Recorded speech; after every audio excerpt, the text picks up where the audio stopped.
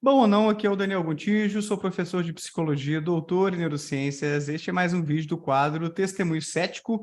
Estou aqui hoje com o professor Daniel Dinardi, meu xará, para a gente conversar sobre yoga. Ele vai contar para a gente um pouco sobre o que é o yoga, para que serve, se é uma prática religiosa, qual a origem dessa prática, se é um tipo de espiritualidade, se tem riscos, benefícios, o que é ser um yogi. Eu acho que essa expressão, se não for, o Daniel me corrige já já, quais são os escândalos envolvendo seitas e gurus espirituais do yoga, por que ele abandonou o yoga tradicional. Ele tem uma visão bem diferente hoje dessa prática, ele vai contar um pouco para a gente, e no final das contas, qual é essa prática diferente, qual que foi a, digamos, virada de chave do Daniel a respeito do yoga. Antes de a gente começar, Daniel, só quero agradecer aqui a quem está chegando ao vivo, pessoal que te acompanha aí nas redes sociais, no seu canal, né? Deixei o arroba do canal do Daniel aqui embaixo também para quem quiser conhecer. O Ariel já está aí na moderação.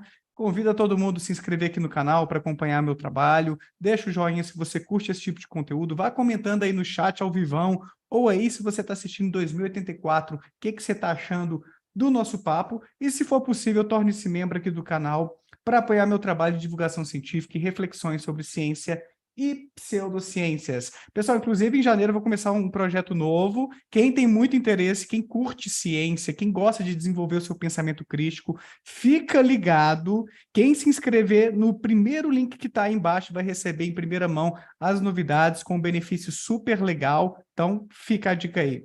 Daniel, obrigado aí por ter aceitado bater esse papo comigo sobre um tema que eu tenho interesse, mas que eu pouco me aprofundei até agora e não tinha trazido ao canal. Então, estou animado para conversar com você. Obrigado, então. Valeu. Bom, eu tenho muito a agradecer aí. Eu acompanho, sou um assinante aí do seu canal, acompanho o seu trabalho. Inclusive, a minha esposa já fez o seu curso, eu fiz junto, peguei várias informações, inclusive o Sam Harris, que era um cara que eu conhecia assim superficialmente, eu passei a acompanhar mais Legal. assim depois daquele seu curso. Então, estou muito feliz aí, porque eu acho que tem muita sintonia, assim, o tipo de trabalho que você faz para o que eu me propus a fazer, né? Então, dentro desse trabalho aí que você já falou um pouquinho, mas que a gente vai abranger mais e, enfim, acho que a gente tem uma longa conversa. Inclusive, o próprio Sam Harris, ele fala bastante sobre yogins, né? Ele traz o tema yogins bastante também dentro da ideia dele, e eu acho que a gente tem bastante coisa aí para esclarecer. Eu aproveitei e já deixei o livro dele aí embaixo, que é um dos poucos que eu tenho nessa pegada que é bacana, o Despertar. Ele Sim. fala muito sobre meditação, neurociências, filosofia da mente. E deixa o link aí embaixo para quem quiser adquirir. É um livro bem legal e é outra forma de ajudar o canal também. Ô, Sim, Daniel, show. vamos começar pelo básico, então. Defina aí para o pessoal, e para mim também, né? Eu que conheço tão pouco assim, o que que é o yoga, para que serve? E também fala um pouquinho da origem, né? De onde veio essa prática. Tá ótimo. Bom, o yoga, ele começa com uma proposta de investigação do que é a mente, né? Se a gente trouxer a linguagem para o que a gente entende hoje, ele começa a fazer o mesmo tipo de especulação, de compreensão que o Freud começou, por exemplo, de começar a entender o que é a mente, como que ela interfere no nosso corpo e como que, no caso do yoga, eles tratavam muito da questão de como a mente era uma produtora do sofrimento. Então, uma vez que você conseguisse compreender isso melhor, né, você teria ali uma possibilidade de reduzir a questão do sofrimento, tal como o budismo fazia e o yoga passou a fazer. Então, se tratando da origem, assim, o yoga começa como algo, uma prática meditativa, como algo estritamente de meditação, e essa questão da meditação, associando já um pouco do que o yoga viria a ser, já começa lá nos Vedas, né? Então, os Vedas, para quem não sabe, são escrituras antigas da Índia, né? Um equivalente mais ou menos à Bíblia aqui no Ocidente, e ali já começam umas primeiras menções, né, do que o yoga é ou do que ele viria a ser. Depois o yoga passa por várias transformações e várias aquisições de técnicas e de conceitos ao longo da sua história. Então, isso que eu tenho feito com o Neuro Yoga não é algo exclusivo, isso foi feito por diversos outros professores ao longo da história. Então, uma modificação que é bastante relevante é ali aproximadamente no século 9, 10, depois de Cristo já, que começam a se introduzir as técnicas específicas, né? Como os respiratórios e depois as posturas. Então, isso aí denomina-se Hatha Yoga, né? E num próximo momento marcante, né? O Hatha Yoga, ele começa a se espalhar pelo mundo, se espalhar pelo Ocidente, perde um pouco do que tinha, assim, na origem ali, mas a gente pode definir, assim, uma linha cronológica do yoga rapidamente, seria isso, assim, né? Uma coisa que você mencionou aí brevemente, fez um link com a meditação. Fala para gente se o yoga abarca a meditação, é um tipo de meditação, tem mindfulness, né? Uma coisa que está super na moda, vamos pensar assim, é muito falado hoje aqui no Ocidente, Sim. até mesmo na psicologia, na psicoterapia, essa prática tem sido incorporada. Enfim, fala um pouquinho assim, o que que é yoga, o que que é meditação? Quais são as semelhanças e diferenças, Daniel? Acho que é legal a gente visualizar Tá. isso também. Você determinar que o yoga é meditação é algo correto. Se você disser eu faço yoga e você só medita, está correto isso, porque não necessariamente você precisa praticar as posturas ou os respiratórios para dizer o que é o yoga. Essas técnicas elas foram inclusive colocadas depois, né?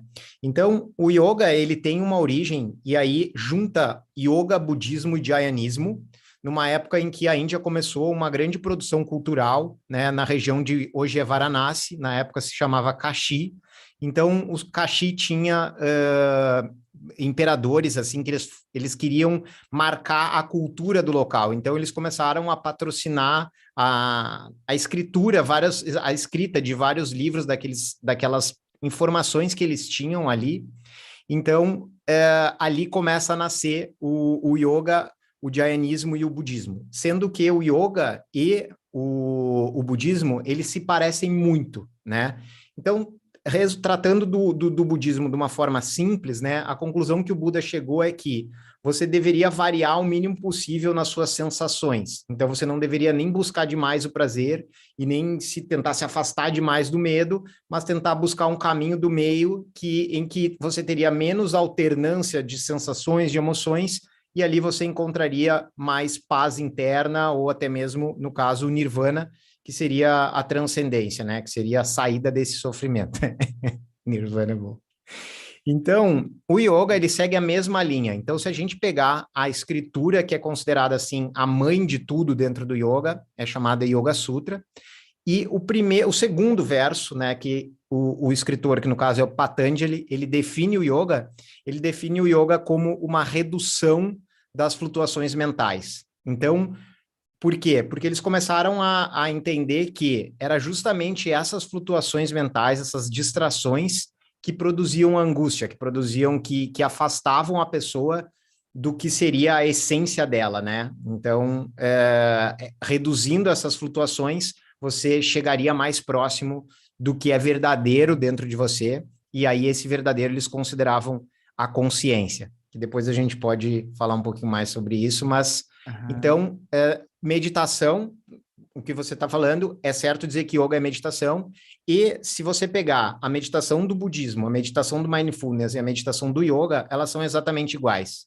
Elas mudam um pouquinho de técnica, um pouquinho de conceito, mas a ideia é sempre a mesma, que é a ideia de você... Como que você faz para parar a mente? Não é possível. Embora eles digam, tá, o parar a mente não é possível, mas como que você pode diminuir as flutuações é quando você foca num ponto único. Então, esse trabalho de sustentação da atenção, que hoje as neurociências chamam de processo atencional, isso foi sugerido lá atrás por eles, e aí foram criando as técnicas para isso. Então, o yoga ele vem com esse propósito, e mesmo depois, quando ele introduz as posturas, quando ele introduz os respiratórios, ainda fica esse princípio de sustentação da atenção, de treinamento do foco atencional. Quando você fala das posturas, seriam as posturas, imagino, corporais, específicas para um tipo de exercício meditativo. Deixa eu até ver aqui umas imagens para mostrar, para ilustrar, e você me dizer se é Dá algo. um Google, chama asana. Essas posturas chamam asana. Então, se você escrever asana, Hum, você vai encontrar ali Aqui umas imagenzinhas assim, não sei É. se vai ficar legal aí. Não, tá legal, tá dando para ver. É um pouco nessa pegada? Sim. Tá. Então, Ah, essa parte, assim, específica da questão de posturas, né? caraca. Tem umas bem fortes, assim. Interessante. E então, enquanto a pessoa está fazendo essas posturas, está havendo ali uma prática meditativa, uma concentração, um controle atencional, como você mencionou ali, específico, que ajudaria em que sentido, assim? Então, vamos entrar naquela pergunta do propósito, né? Para que as pessoas vão fazer essas posturas aí malucas, com o perdão da palavra, tá? Não no Sim, sim, sentido pejorativo, mas diferentão, assim. claro, Para quê, assim? Com que propósito? O que que isso ajuda, Daniel? tá. Então, se você pega os passos mesmo, os passos finais do budismo ali, quando você começa o processo de concentração, né? O primeiro passo, assim, que é onde a mindfulness se inspira também muito, é o corpo. Então, o corpo como um objeto de atenção, porque a gente já tem o nosso corpo, a gente não precisa imaginar nada, ele está aqui, é só você voltar a atenção para ele, que automaticamente você já começou um processo atencional. Então, as posturas, inicialmente, elas surgem com dois propósitos. O primeiro deles é justamente isso, é você permanecer na posição, vencer aquela ansiedade, aquele condicionamento do movimento que é natural, e você trabalhar para não movimentar. Assim como dentro da meditação, você treina para não fugir do foco, então o foco volta, volta, volta.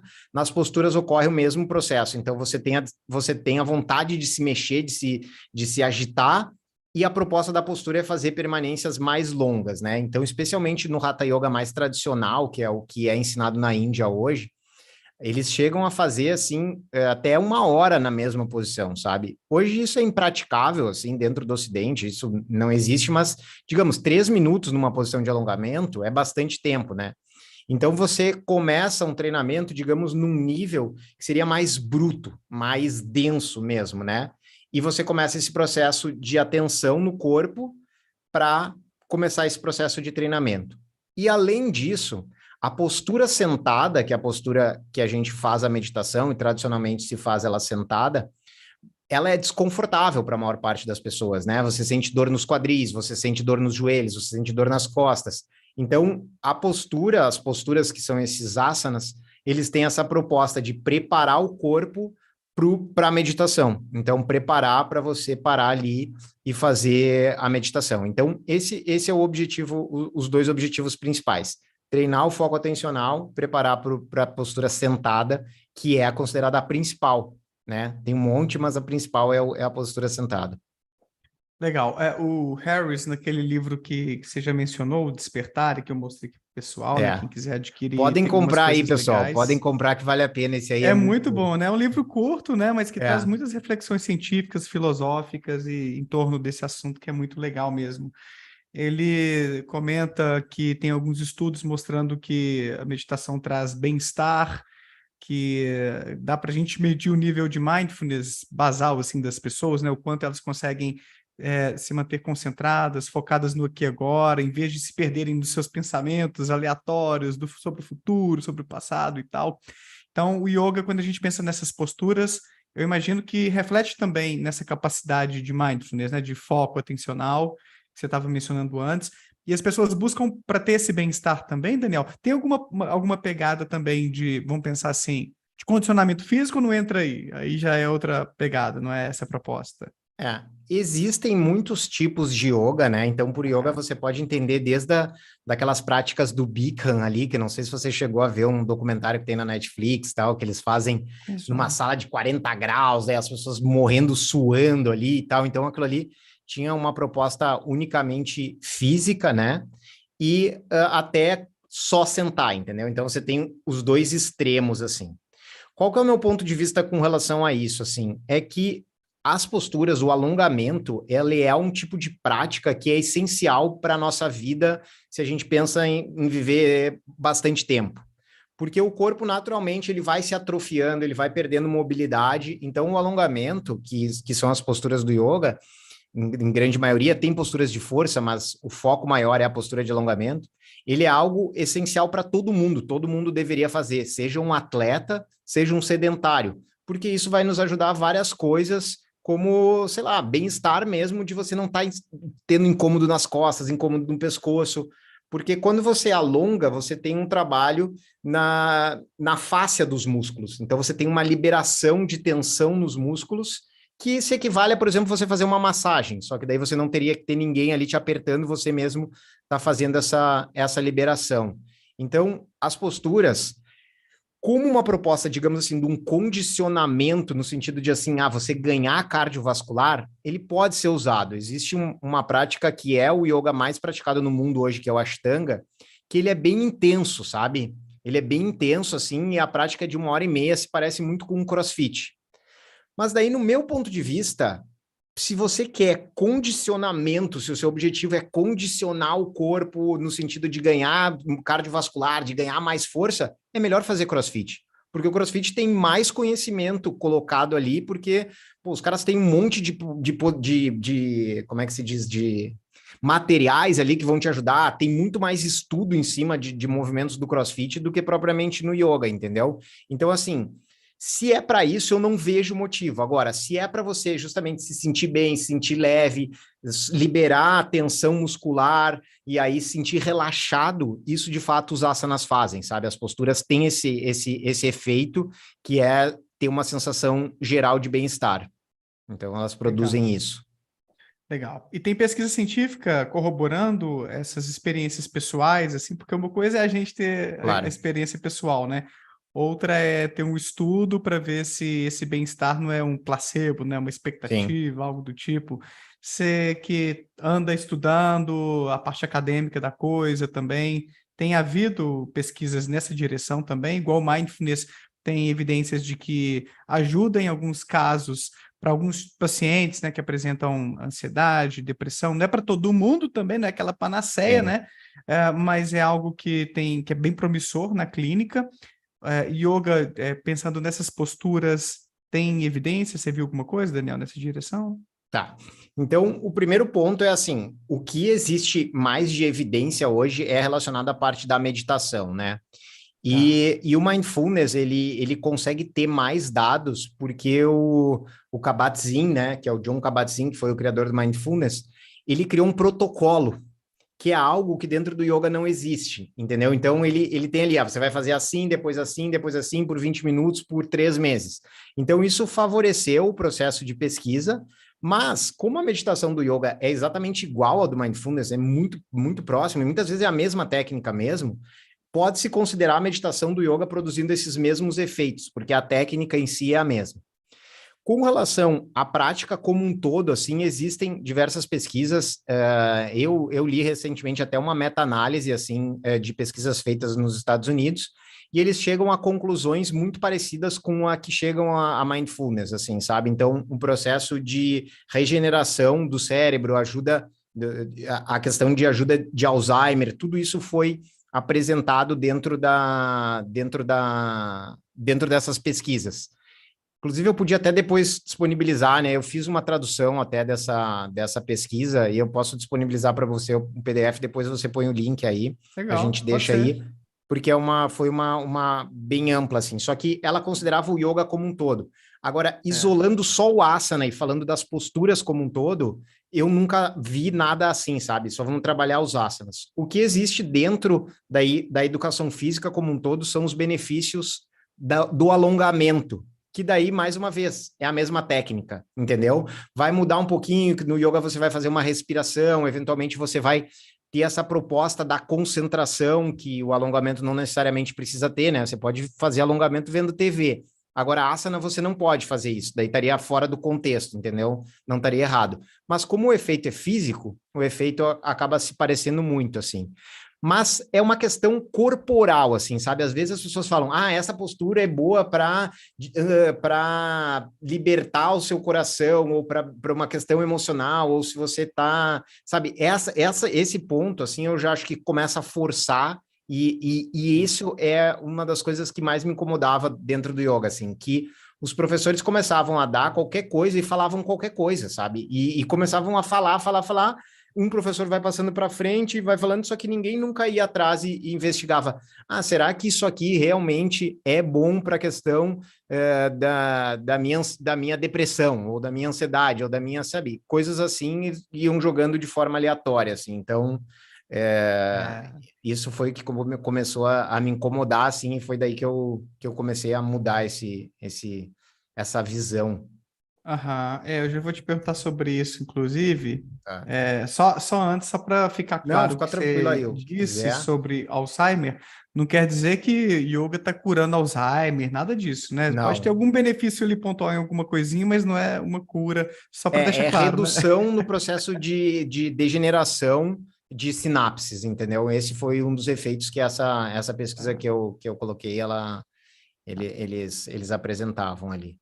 Tá Mas bom. cura Mas não é não. nada de cura, nem de, ó, estagnou, o Alzheimer parou e não está evoluindo mais. Não, pode ter algum É. efeitinho ali. Eles chamam de redução do envelhecimento do cérebro nessa pesquisa, sabe? Mas daí É. eles tratam dessa questão, assim, de manter a questão das sinapses. Que isso, às Tá. vezes, também você consegue, por exemplo, com palavras cruzadas, sabe? Tipo, não é que é uma coisa mágica, assim, às vezes outra coisa simples também produz o mesmo efeito, assim, então não é porque é mágico, mas simplesmente porque Uhum. você está realmente exercitando o seu corpo, movimentando o seu corpo, e isso faz bem para o seu cérebro, né? Para o funcionamento do cérebro.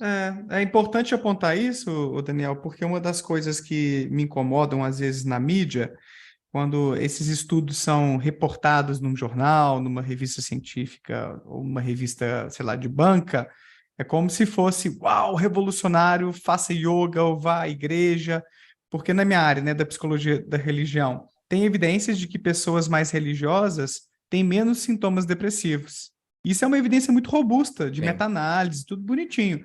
Só que você vai ver a magnitude do efeito, sabe? O tamanho da correlação é muito baixinho. É coisa tipo 1%. Então tem 99% de coisas acontecendo na nossa vida que impactam o nosso humor. sim. Só um pedacinho ali é o envolvimento na religião e não é nem pela fé propriamente dita, é muito mais pela integração social do que pela crença ou descrença que você tem. Então eu gosto sempre de dar esse alerta, sabe, assim, para o pessoal também não sair daqui com uma visão de que yoga está curando o Alzheimer. Por isso que É, eu. tem um caso até no yoga que é bem famoso, assim, que é a questão, porque sempre teve essa questão de, será que o yoga melhora a questão cardiovascular? Então, sempre teve essa questão, sabe? Será que o yoga realmente melhora o corpo no sentido de dar mais fôlego e coisas assim? Aí eles fizeram uma pesquisa grande ali, e eles colocavam as pessoas para fazer uma sequência que é bastante conhecida no yoga, que é o Surya Namaskar, que é uma sequência de posturas, assim, faziam aquilo ali centenas de vezes, muito rápido, várias vezes, tal, e daí no final teve um resultado, uma melhoria de questão cardiovascular. E aí todo mundo começou a alardear isso, sabe? Olha, tá aqui a prova, tal, tal, tal. Só que daí, quando você comparava com outros esportes que tinham essa proposta, como por exemplo, corrida, bicicleta, coisas que tinham a proposta cardiovascular, o do yoga era ridículo, entendeu? Então, tipo, não era 5 vezes menor. Então, na verdade, assim, tinha uma melhoria? Tinha, mas assim, se você quer aquilo ali, tem outras coisas que funcionam melhor. Legal. Acho que essa é a reflexão. É, A gente tem que ver o quanto uma prática ajuda, e comparar com aquilo que a gente tem disponível por isso. aí, porque às vezes alternativas são mais interessantes. Legal. Eu entrevistei o Thiago Taton, não sei se você conhece, Não. que trabalha com mindfulness. Ele é uma das referências em mindfulness aqui no Brasil. E ele trouxe justamente essa reflexão. Galera, mindfulness pode ajudar em muitos casos de pessoas que têm dificuldades com ansiedade, sintomas depressivos, mas não vai curar o negócio, é mais uma coisa, você pode complementar. Às vezes o psicólogo faz uma formação e traz isso para o consultório, é uma coisa massa, ou você participa de um grupo de meditação, talvez de yoga também, não lembro se ele falou sobre yoga, mas o pessoal às vezes faz aquele alarde, como você falou, né? E calma, não é assim também. É, Tem gente que se beneficia, tem gente que não se beneficia, e é mais uma coisinha para a gente talvez agregar no arsenal de práticas para a gente cuidar da saúde. Mas é sim. bom a gente pontuar isso, né? Fazer essa problematização. E, Daniel, quando você fala aí das evidências e dos benefícios, por que as pessoas procuram, teve alguém que até comentou aqui no chat que tem a ver com autoconhecimento e para a gente se entender melhor, para a gente alcançar a nossa essência. Esse lado mais, não vou nem chegar na espiritualidade ainda, daqui a pouquinho a Sim. gente migra para esse assunto mais religioso, espiritual da coisa, tá? Mas Uhum. Nesse aspecto do autoconhecimento, de a gente ficar mais conectado com o nosso eu interior, algo assim, como é que está a sua visão hoje sobre isso? Procede ou não procede? O que que você pensa sobre esse assunto? Tá. Bom, eu considero que o autoconhecimento é um conhecimento do que você consegue realmente tocar, medir e, de fato, do funcionamento do seu corpo, né? Então, por exemplo, eu considero que se você conhece melhor o processo digestivo intelectualmente e coloca aquilo ali em prática, você está aplicando uma forma de autoconhecimento. Por que não? Por que que o autoconhecimento tem que ser uma coisa de busca do propósito, sabe? No meu ponto de vista, o autoconhecimento é uma coisa de busca de viver melhor com a situação que você vive. Então, eu não acredito que exista assim um processo de melhor autoconhecimento, assim, eu sou mais evoluído que você. Isso aí eu acho também pela questão espiritual, sabe? Por quê? Porque as pessoas vivem em circunstâncias diferentes, mas existem informações que podem ajudar a gente a viver melhor. Então, por exemplo, hoje é comprovado que a exposição ao sol é algo que faz bem para o ser humano. Ele se expor ao sol vai ajudar, inclusive, no sono dele, e daí, consequentemente, na ansiedade e tudo isso. Então, é uma informação que você sabe, que você, utilizando aquela informação, aquilo traz um bem-estar maior para você. Então, eu vejo essa proposta de autoconhecimento nesse sentido. À medida que você compreende melhor o seu processo digestivo, o seu processo respiratório, o funcionamento do seu cérebro, você vai conseguir com isso ter um bem-estar melhor para você. Isso não significa que você vai ter um ponto do autoconhecimento lá que você vai chegar e se iluminar. Então, eu também não acredito em iluminação, eu acredito que o autoconhecimento seja um tipo de informação para a pessoa viver melhor, nada além disso, sabe? Então, eu acho que nisso o yoga tem pontos que ele pode ajudar, assim como a gente tem informações, enfim, na psicologia, nas artes e espalhadas, que são coisas que vão nos ajudar nesse processo de autoconhecimento. Então, eu vejo nesse sentido. Legal, vamos falar então de espiritualidade, religião, transcendência, já que você tocou um pouquinho nesse ponto aí. A origem do yoga tem a ver com isso, com uma busca de algo que para além deste mundo, sei lá, alguma coisa espiritual, mística, transcendente. E hoje em dia as pessoas levam para esse lado, existe uma busca dessa espiritualidade transcendental por meio dessa prática. Fala um pouquinho dessa relação para a gente, Daniel. Tá. Então, como eu falei, né, o yoga ele surge dentro dos Vedas, mas ele se apoia muito numa outra filosofia chamada Samkhya, tá? E o Samkhya ele funciona muito como a base também do hinduísmo como um todo. O hinduísmo tem muito dessa visão. E o Samkhya ele via uma dicotomia no mundo entre a matéria e a consciência, como coisas que são ontologicamente diferentes, essencialmente diferentes. É, uma coisa é a matéria, a outra coisa é a consciência que observa.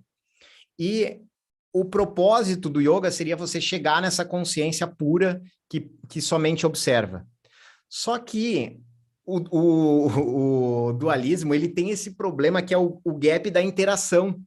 E mesmo o livro mais clássico de Samkhya, que é o Samkhya Karika, que inclusive é um texto que eu traduzi também do inglês para o português, o Samkhya Karika, que é o texto base do Samkhya, ele não consegue chegar nessa explicação, assim, como é que você faz essa interação? Ele basicamente fala, você é a sua consciência, só que ele nunca deixa uma forma clara de como você vai chegar nessa consciência pura, e se você chegar nessa consciência pura, você já não está mais vivendo a tua vida, entendeu? Porque daí você já teria que estar deslocado da matéria.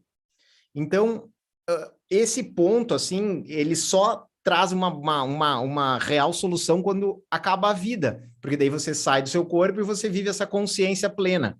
Só que, pô, você vai fazer um negócio que o objetivo é morrer, entendeu? Tipo, você vai alcançar só quando você morrer, então é uma coisa que não faz sentido nenhum.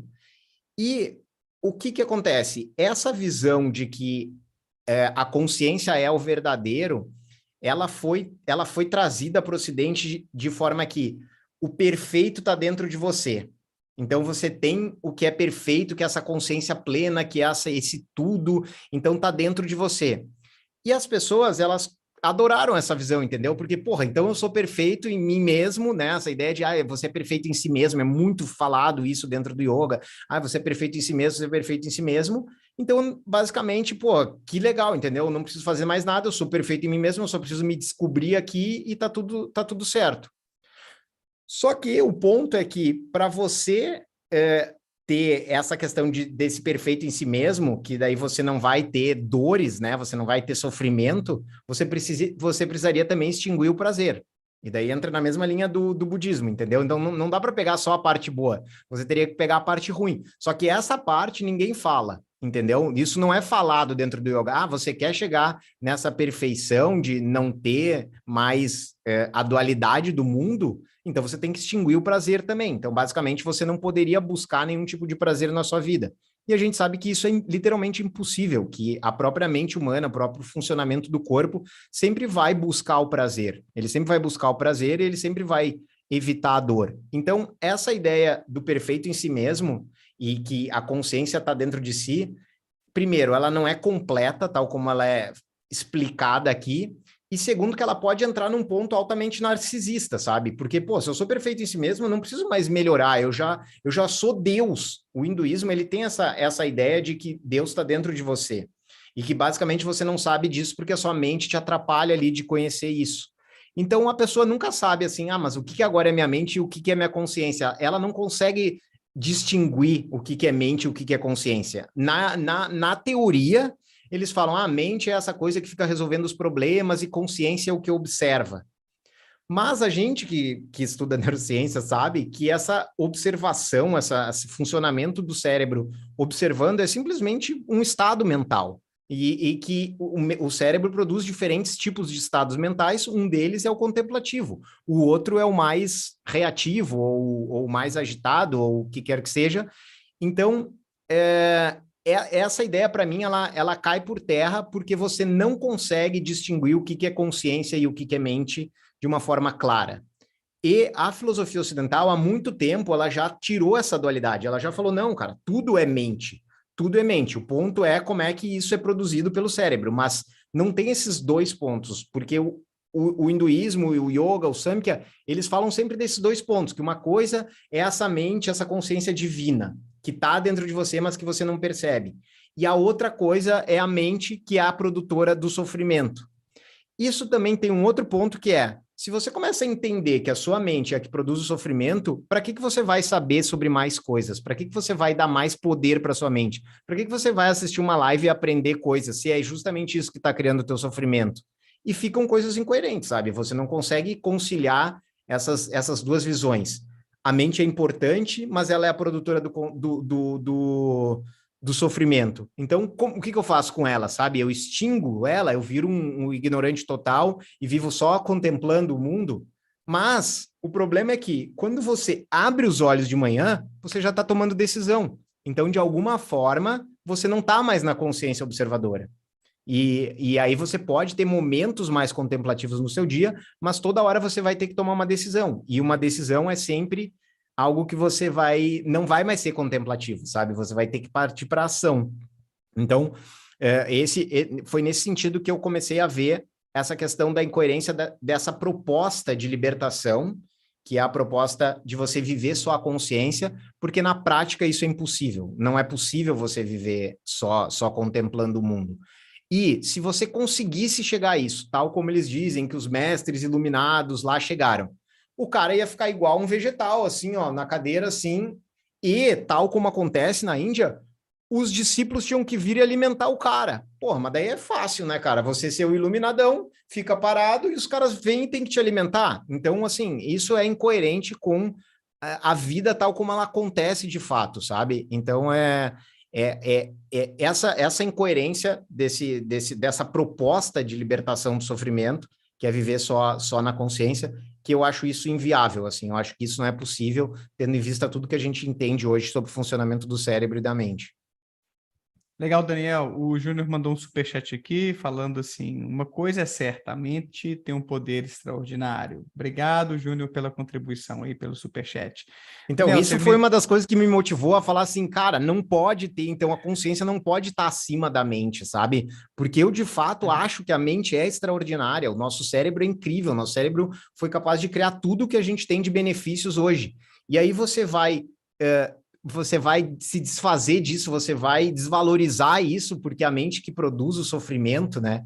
Então, se você fosse por uma linha unicamente na linha tradicional mesmo do hinduísmo e do yoga, não tem um conhecimento mais valioso do que esse conhecimento da busca da libertação. O resto é uma coisa que deve ser desprezada. Mas como é que a gente não teria nada do que a gente tem hoje, entendeu? Se todo mundo ficasse vivendo essa busca somente, a gente não teria nada, a gente não teria uma civilização. A gente teria um monte de gente vivendo na mata ali tentando se libertar. para eles essa é uma possibilidade de ser mais feliz, eles acreditam nisso, uma coisa meio, Sim, não sei se eles estoica, assim. trabalham muito na questão da extinção do sofrimento, né? Então, a proposta do Kaivalya, que seria o equivalente ao Nirvana dentro do yoga, é a libertação total do sofrimento. É quando você não teria nenhum tipo de sofrimento psicológico, assim, né? Você não passaria por nenhum tipo de conflito, você viveria pleno, porque você está só observando, está só por cima da carne seca. Parece meio utópico isso. Eu acho É meio totalmente esquisito. utópico, cara. É totalmente utópico pelo funcionamento da mente. Eu não duvido que, vamos pensar assim, a partir de práticas meditativas, a gente possa conseguir educar, digamos assim, a nossa mente, a nossa forma de pensar sobre as coisas, de interpretar situações, de forma a amortecer alguns impactos do dia a dia ali, de algum tipo de sofrimento, de ansiedade, enfim, a gente conseguir estabelecer conexões mais saudáveis com o mundo, com as outras pessoas, graças, em parte, vou colocar sempre assim, né? Porque colocar como uma panaceia para mim é sempre um perigo, mas graças em parte a essas habilidades meditativas. Não duvido, mas quando você menciona esse tipo de coisa, me parece bem utópico mesmo. Você se desconectar da realidade e, pô, você precisa se alimentar. Você pode ser mais feliz, talvez, se conectando com outras pessoas, construindo coisas, não sei. Então, me parece um pouquinho utópico. O que eu estou entendendo, tá, Daniel, do que Claro. você está Não, dizendo, então, porque é uma arena totalmente nova para mim. O que eu li não vai muito além do Harris, né? Assim, para te dar Ah, uma referência sobre o assunto. sim, sim. Não, mas eu acho que o Sam Harris ele traz várias reflexões ali, inclusive nesse livro, e elas vão sempre nesse sentido de que a redução do estresse, né, que ele chama de dukkha, né, que essa expressão dukkha, que seria uma espécie de um sofrimento psicológico, que ele fala do estresse, também dukkha é digamos assim, um inimigo dentro da proposta do yoga, tá? E essa é a minha mesma proposta. Reduzir o estresse a partir da meditação é possível, porque a gente sabe que pelo próprio funcionamento da mente, ela fica trazendo coisas recorrente. Quando você tem consciência, quando você entende isso, quando você aplica uma técnica que você consegue se concentrar naquilo que você se propôs, você vai reduzir essa angústia que a mente fica trazendo o tempo inteiro. Então, aumentar o bem-estar, você se sentir melhor, você, dentro das suas circunstâncias, viver melhor, eu acredito. Você extinguir o sofrimento é impossível. Até porque o sofrimento, ele é importante, ele é essencial. Se a gente não tivesse sofrimento, por exemplo, se a gente não tivesse sofrimento físico, pô, você começaria a apertar a tua costela aqui, uma hora ia furar o teu pulmão, você ia morrer e não ia nem sentir. Então, tipo, assim como o sofrimento físico, ele é importante que ele nos faz um alerta, quando a gente está com uma angústia, alguma coisa ali a gente precisa ajustar. Mas isso não significa que você precisa ficar o tempo inteiro, sabe? Mas quando você conhece o funcionamento do seu cérebro, que ele vai trazer essas informações, que uma determinada memória ou uma determinada sensação vai trazer isso de volta, vai enaltecer essa sensação, você consegue reduzir isso, mas não extinguir. Extinguir o sofrimento é É, biologicamente impossível. E não, nem, não e nem seria uma coisa desejável, desejável. né? Porque se você não tem um pingo de ansiedade no seu dia a dia, significa que você perdeu a noção do perigo. Exato. Você se torna uma pessoa descompromissada, você não cuida da sua saúde, porque a ansiedade tem esse valor de sobrevivência. de ser um alerta para a gente de que, ó, se eu continuar nessa direção aqui, vai dar ruim, vai dar merda. Você tem que se mobilizar para se preparar para o que está por vir aí. Esse Sim, ambiente que não é tão seguro quanto você está imaginando. Ó, você pode ser é, assaltado aqui. Ó, fica mais atento, atravessa a rua, etc. Então, tem todo um valor de sobrevivência, alguns tipos de sofrimento, como ansiedade, e se a gente elimina isso, a gente está ferrado também. Tem até casos, né? Você que gosta de neurociências também, Oliver Sacks, o Antônio Damasio, esses caras citam vários pacientes que, a partir de um déficit na experiência de emoções negativas, acabam tendo dificuldade de tomar decisões básicas na vida, é. do tipo se está tudo bem ou não eu marcar uma consulta para a semana que vem com o médico. Quando você tem as amígdalas calcificadas, por exemplo, que são estruturas relacionadas com o medo e até um pouco com a agressividade também. Psicopatas são pessoas que têm dificuldade no processamento de algumas emoções. Inclusive essa emoção empática, né, de É. sentir a dor do outro, né? Você observar o medo, a dor no rosto do outro e conseguir reproduzir isso automaticamente por meio, em parte, dos neurônios espelho, que ficaram bem famosinhos ultimamente. Então, isso tudo tem um valor de sobrevivência, um valor psicossocial, assim, grandíssimo. Agora, não quer dizer que tudo bem eu sentir isso a todo instante, numa intensidade super alta, não. Sim. A gente tem que pensar que tem níveis saudáveis para a gente sentir, às vezes, uma ansiedade, uma vergonha, um pouco de medo, de tristeza, faz parte da nossa natureza. O negócio é quando está desproporcional às situações. Sim, E pensar no outro lado, né, eliminar isso tudo, para mim é nadar contra a natureza humana, exato. e eu não sei se o resultado final vai ser uma coisa muito legal. E até se é É, possível isso que está sendo apregoado aí, que você está mencionando, né? Me é. parece um A pouquinho questão, forte. por exemplo, da questão da amígdala que você falou, né? Que a amígdala, bom, para contextualizar para o pessoal, você deve saber, é uma parte do nosso cérebro responsável por detectar a questão das ameaças, né? Então, ela faz um alerta ali, começa a dar comandos de ação para a gente se preparar para uma questão de perigo iminente. O funcionamento da amígdala, ele pode estar desregulado, porque antigamente a ameaça ela era mais real, era um tigre aparecendo na sua frente. O cara não ficava pensando assim, porra, pode ser que no mês que vem eu não tenha dinheiro, pode ser que a minha mulher me deixe, pode ser que eu seja demitido. Tipo, não tinha tantos problemas. Então, digamos assim, a amígdala trabalhava mais no mundo analógico, né?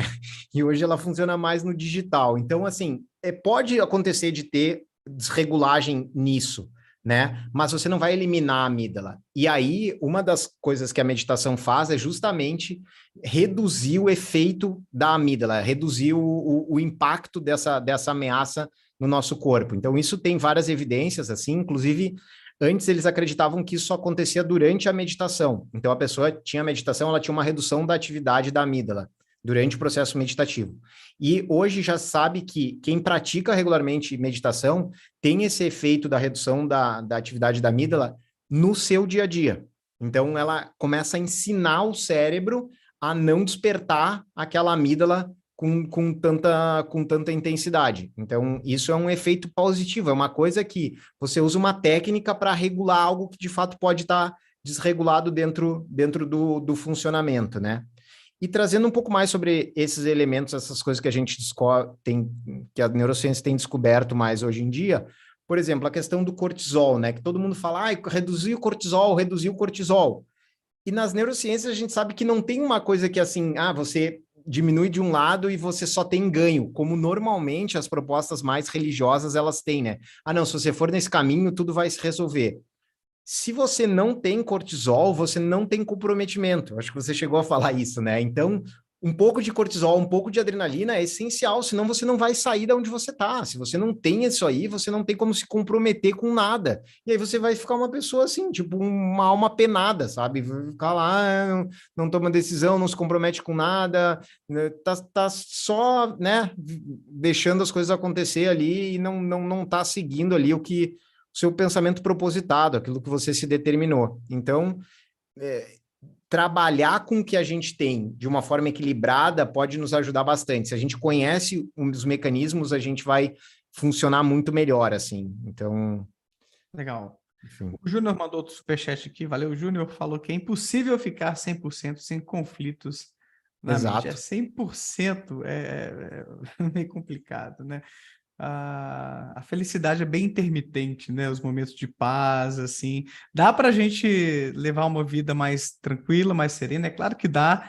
E a meditação, o yoga, podem ajudar a gente nessa empreitada, mas vamos pensar nisso, vamos buscar isso com os pés no chão. Cara, vamos mudar para um assunto legal aqui. No livro do Sam Harris, Despertar, ele menciona, eu não me lembro dos detalhes mais, quem foi, qual grupo espiritualista, mas alguns escândalos envolvendo esses gurus, essa galera que lidera outras pessoas que estão em busca dessa libertação psicológica, de um engrandecimento, uma evolução espiritual. Então ele deixa esse alerta lá no seu Despertar, do tipo, galera, cuidado, meditar é uma coisa massa e tal, mas você pode se envolver num grupo que é abusivo, que tem mecanismos alienantes ali, e você pode se dar mal. Tem gente má para todo lado, né? Como quem acompanha o canal vê aqui, em todas as religiões tem lideranças que são Sim. abusivas. Não que a religião por si mesma seja ruim, mas tem gente ruim dentro e fora das religiões. Daniel, você já viu, já testemunhou, ou já pelo menos entrou em contato por meio de autores, reportagens, coisas do tipo? Alguém pode estar correndo risco num grupo de yoga, tem ali gente charlatão que pode prejudicar outras pessoas. O que você vê sobre isso? Tá. Bom, eu comecei no yoga bastante cedo, né? Eu comecei com 16 anos, 16, 17 anos. Já comecei a dar aula bastante cedo. E eu acho que um primeiro ponto, assim, é justamente essa questão de que quando a gente é muito jovem, a gente acha que sabe tudo, né? O nosso próprio córtex pré-frontal, ele não está bem formado ainda. Então, a gente tende a achar que a gente está muito com a razão, que a gente sabe das coisas todas. E depois, quando a gente vai ficando mais maduro, a gente, cara, como é que eu caí nessa, sabe? Então, eu acho que, assim, especialmente para quem é mais jovem, que tem menos senso crítico e menos experiência, eu acho que isso é um pouco mais é mais relevante esse tipo de cuidado, assim, sabe? Porque se você é jovem, a probabilidade de você cair numa seita, numa coisa assim, ela é maior. Então, eu mesmo eu comecei num grupo que hoje eu considero uma seita, assim, eu acho que aquilo ali é de fato uma seita e tem todas as características de seita. E no caso do yoga, os professores, as professores querem montar a seita, eles têm uma vantagem muito grande que é na Índia, existe uma ideia de que você não pode questionar o guru, porque o guru, ele simplesmente está trazendo a informação para você, ele é só um transmissor de uma informação mais ancestral que ele não deturpou, então você não tem o que questionar, você só tem que obedecer e seguir aquilo ali, não tem questionamento. Se o guru está fazendo a coisa errada, é você que não está entendendo, não é ele que não compreendeu. Então, os professores aqui no Ocidente, eles usam esse aspecto, que é um aspecto que na Índia é presente, assim, especialmente quando é um ashram, né, que é um mosteiro mais tradicional, ou uma linhagem mais tradicional, que o guru é o detentor de toda a sabedoria. Você não pode questionar um guru. E isso facilmente vai levar a questões como abusos, como imposições, como chantagens emocionais ali, das coisas que você não pode fazer. Então, é bem comum, assim, é mais comum do que se apresenta dentro da mídia, esse tipo de comportamento do professor, que ele é o iluminadão lá, que ninguém pode questionar nada do que ele fala, do que ele faz, mesmo se ele estiver fazendo uma coisa errada, eles falam assim, ó, isso é porque você não chegou na compreensão ainda do que ele tá querendo trazer. Então, para elucidar bem isso, assim, e também, assim, é muito difícil você fazer uma pesquisa lá na Índia de que aquilo ali, como é que aquilo ali é, entendeu? Porque você traz um negócio muito distante, assim. Agora é mais fácil, você pega um avião, você vai, mas pensa isso na década de 80, que ninguém ia para a Índia, 70 ali, sabe? Então, eles pegavam essas informações e diziam, não, o sistema é assim, na Índia é assim e por aí vai. Então, assim, quem quer entender melhor como que isso funciona, a minha recomendação é aquela série que tem na Netflix, que é o Wild Wild Country, que conta a história do Osho. Luxo, né? Aquilo ali é bem o caso que é reproduzido muitas vezes aqui no Brasil, assim, do guru que é o iluminado, que sabe tudo, que muitas vezes mistura a questão de espiritualidade com sexo, que isso é outra cagada, assim, que eles começam a fazer, porque se você tem espiritualidade e tem sexo, pode ter certeza que vai ter alguém se aproveitando daquilo ali, sabe? Alguém num posto maior dizendo, vem aqui que eu vou te dar agora a iluminação com uma técnica que é secreta, que a gente só passa num ritual X, sabe? Então, isso existia bastante nesse grupo que eu comecei, Olha não, só. você não entende o guru, ele tá falando a coisa certa. E daí, para as meninas atingirem lá o estado, elas tinham que ficar com o cara, sabe? Então, isso Nossa. aí acontece. E lá João de Deus, né? Tinha esse tipo de narrativa também para ela, para a menina ou a mulher espiar ou para ela descarregar uma energia ruim, ela tinha que comer ou fazer outras coisas aí que eu não vou falar, né? Chupar, engolir aquelas coisas do cara. Terrível isso, né, bicho? Mas, Daniel, você vê que o que que abre a janela para isso? É a questão da transcendência. Porque se fosse coisas práticas assim, você saberia qual que é, por que que aquilo ali está errado. Agora, quando você coloca a transcendência, o cara não consegue chegar. Porra, mas o João de Deus ele tem um negócio que vem do além. Eu preciso curar aqui uma pessoa que eu quero, né? Tipo, o documentário do João de Deus lá, porra, as mulheres queriam curar o pai delas, cara. Elas fariam qualquer coisa para o pai curar, entendeu? Só que se ela fosse num médico, ela ia entender. Não, cara. É uma cirurgia que produz um resultado, é uma coisa física. Agora lá não, quando entra a transcendência é a portinha da picaretagem, porque você vai colocar o que você quiser, entendeu? Você não precisa explicar nada, você simplesmente diz que você é iluminado, não tem como explicar, você só vai entender isso quando você for iluminado também, e pronto, cara, daí a partir dali você tem o poder total. A transcendência permite o poder Exato. total do guru, entendeu? Exato. Eu recebi a Vânia Moore aqui para contar um pouco da trajetória dela na religião Mórmon, né, a Igreja de Jesus Cristo dos Santos Últimos Sim, Dias, uma coisa é. assim. E foi o maior charlatanismo, maior falcatrua o início dessa religião e É. de onde vieram algumas leis, algumas Tem regras. documentário também. Eu sou bom em documentários do Netflix, dessas Cara, coisas, eu vejo é todos, a cara. FLDS, né, que é um É, ramo do mormonismo, né, é. recentemente saiu aí, que é, cara, é bizarro. Então tem muita narrativa construída em torno desse contato privilegiado com Deus, que esses profetas, esses gurus acabam construindo, muitas vezes em benefício próprio. E aí, Você vê, por exemplo, a questão da sintologia. O cara teve contato com extraterrestre. Como ninguém nunca teve contato com extraterrestre, só ele tem acesso ao conhecimento lá que ele diz que é o conhecimento que ilumina, sabe? Ninguém mais pode ter, porque quem mais teve contato com extraterrestre, né? Então, é isso, assim, tipo, eu vejo que complicado. isso acontece por conta da transcendência. Quando bota a transcendência, você abre espaço para o charlatanismo e para essa questão de abuso, assim, sabe? Temos que saber que questionar é importante e confiar cegamente em gurus, líderes religiosos, professores, não é um bom caminho, gente. Tem que ter questionamento nos espaços em que a gente frequenta, porque assim a gente entende melhor as coisas, assim, vamos pensar, a gente constrói relações mais democráticas, não autoritárias e cheias de charlatanismo. Daniel, a gente está finalizando aqui. O Júnior mandou outro superchat. O Júnior está animado hoje aqui, ó, para participar. O problema não é a religião, mas sim o fanatismo religioso e os líderes oportunistas da inocência acadêmica das pessoas. Muito bom, Júnior. É esse o espírito mesmo que a gente está discutindo aqui. O problema não é ter uma religião, A não é ter Kátia uma colocou aqui, espiritualidade, né? ó, a guru sim. Se esse cara realmente estudasse cultura indiana, ele saberia disso. Eu acho que dificilmente você vai conhecer alguém que estudou mais cultura indiana do que eu, assim.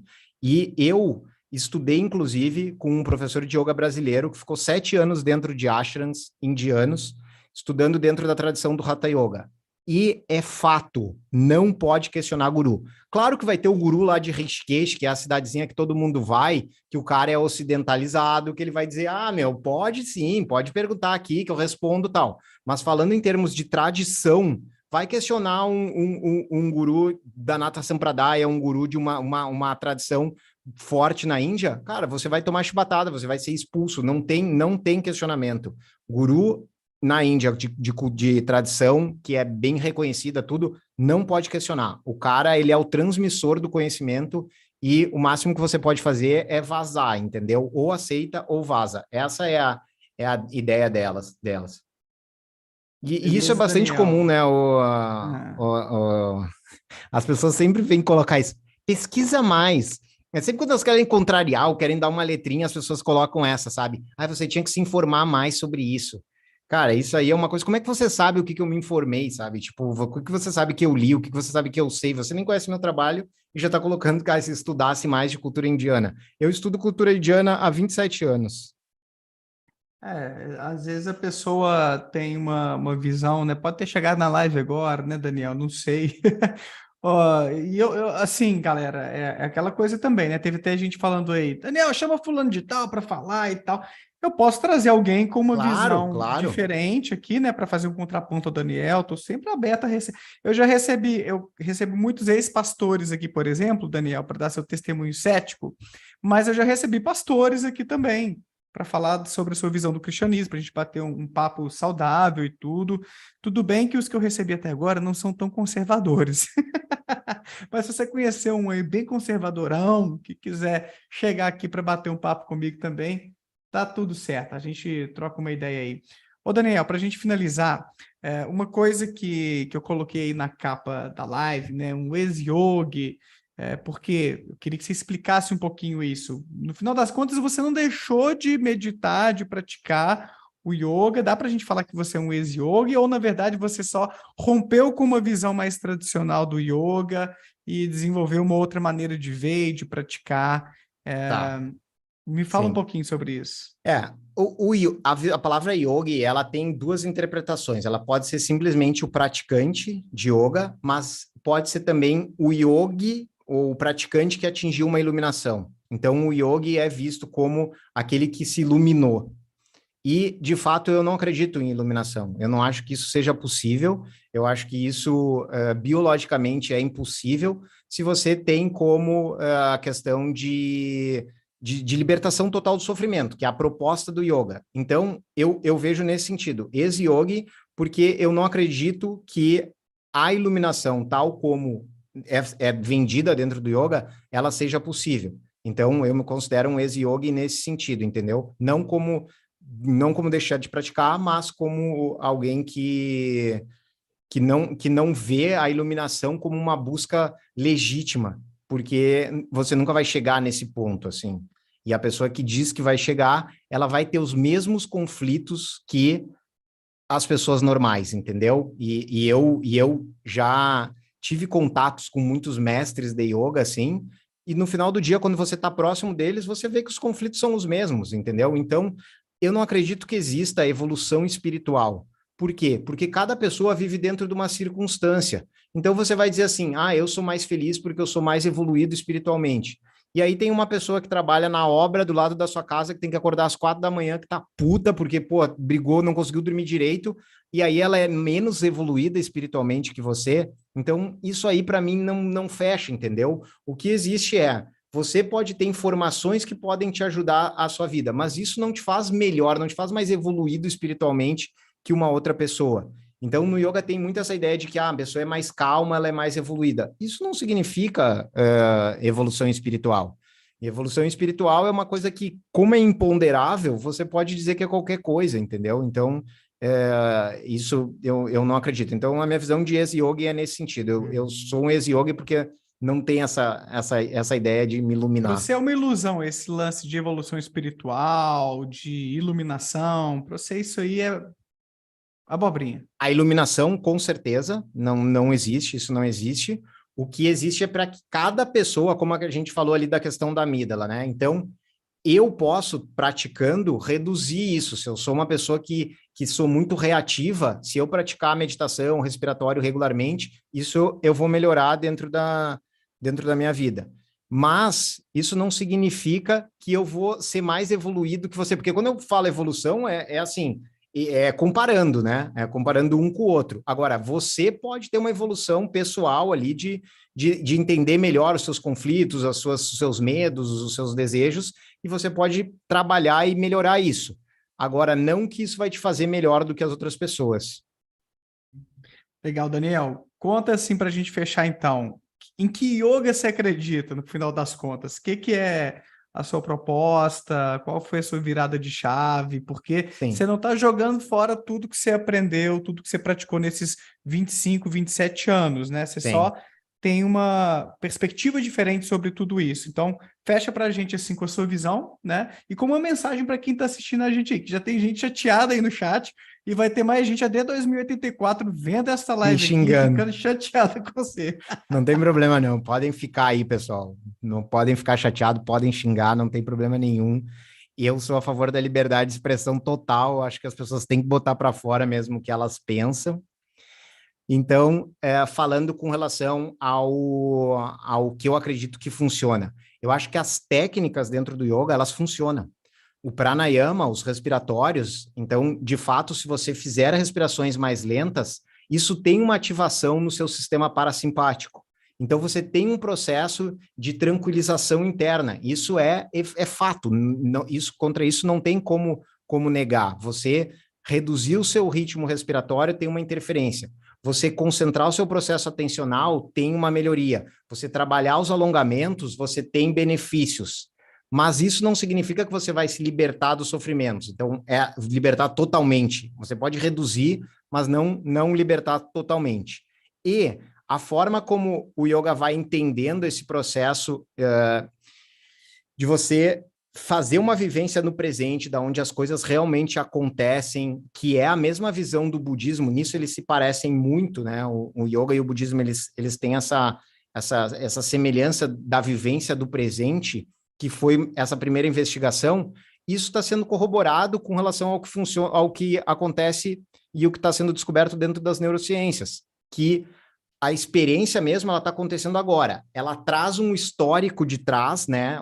As nossas células, elas têm uma memória, mas isso não significa que aquilo é permanente. Então, essa sensação que a gente tem como consciência, ela só acontece no momento presente. E isso aí é o que é mais real, e isso pode, muitas vezes, nos tirar da angústia, porque a angústia é muito dessa projeção que a gente faz para o futuro. Você vai conseguir parar de fazer isso? Não, você não vai conseguir parar de fazer isso, mas você pode, em determinados momentos, reduzir e voltar a sua atenção para o presente, uma vez que você entenda como que a sua mente funciona. Então, é nisso que eu acredito.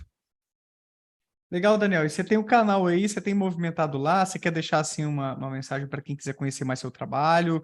Você está no Instagram também, né? Fala aí para o pessoal. Eu acho que o que a gente tem mais material mesmo é no próprio YouTube, e lá, inclusive, você pode até ver essa modificação que eu fui fazendo ao longo dos anos. Então, eu tinha uma visão mais tradicionalista do yoga, eu acreditava muito nas coisas, eu fui estudando mais ciência e fui modificando a minha forma de ver. Então, eu não tirei aquilo justamente para mostrar que a gente muda, a gente não tem uma ideia fixa. Talvez amanhã eu possa voltar para as coisas tradicionais, sabe? De repente acontece uma experiência transcendental aqui, eu me ilumino, eu vou dizer, bah, galera, sabe esse negócio todo que eu falei aí? Cara, mudei, paciência. E esse é um ponto que muita gente que pratica yoga ou que trabalha com yoga, a pessoa começa a ver essa falta de coerência com o que ela ensina, mas como ela trabalha com aquilo, ela não tem coragem de peitar, sabe? De falar, cara, isso aqui talvez que eu tô falando ou é mentira ou eu vou ter que explicar de um outro jeito, porque não tá batendo. E o que eu fiz foi justamente ter coragem de mostrar, cara, tem coisas no yoga que não fazem sentido. Então, por exemplo, uma das ideias centrais do yoga, que é prana, que é uma energia cósmica, isso não faz sentido, isso não tem nenhuma evidência. E, enfim, daí eu tenho lá no canal um vídeo explicando por que o prana, ele não... Quais são as incoerências que existem dentro desse conceito aí, que é um conceito central dentro do yoga, que é essa energia cósmica que faz tudo. Legal demais, Daniel.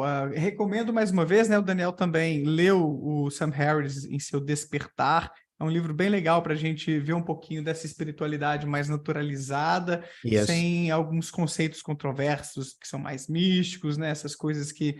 E tudo bem, a gente respeita, né? Quem acredita, mas que, bom, para quem quer ter uma visão um pouco mais crítica, mais cética desse assunto, não se sustenta tanto, e a ciência vem abraçando, vem mostrando alguns benefícios. O que existe ali, o Harris usa mais ou menos essa metáfora, né? Qual é a joia que existe ali nessas práticas e ideias orientais para a gente lapidar, para a gente encontrar e aproveitar, é claro, e o que há de meio controverso, que não é tão legal assim, que às vezes a gente pode deixar para trás também. E o Daniel, na minha visão, trouxe essa sua perspectiva crítica, mais ou menos nessa pegada do Harris, que ele apresenta nesse livro. Então, obrigado, Daniel, valeu demais pelo Pô, eu papo que aí, aprendi agradeço um muito pouquinho aí. mais Muito obrigado aí, Daniel. Muito obrigado mesmo pelo espaço. E quem quiser conhecer o canal lá, fiquem à vontade. Podem comentar, podem ficar à vontade lá para criticar também. A gente está aí para responder e apresentar outros pontos de vista. Isso aí, valeu demais, Daniel. Obrigado, Ariel, aí pela moderação. Valeu, pessoal, pelos comentários. Deixa o joinha aí se você curtiu, se inscreva no canal se você curte esses tipos de conteúdo. Se for possível, torne-se membro para apoiar meu trabalho de divulgação científica por aqui. E se você gosta de ciência, valoriza o pensamento crítico, considera mandar o seu contato no primeiro link aí embaixo para você ser notificado em primeira mão de um grande projeto que eu vou começar agora em 2023. Valeu, pessoal. Até a próxima, então. Tchau. Valeu.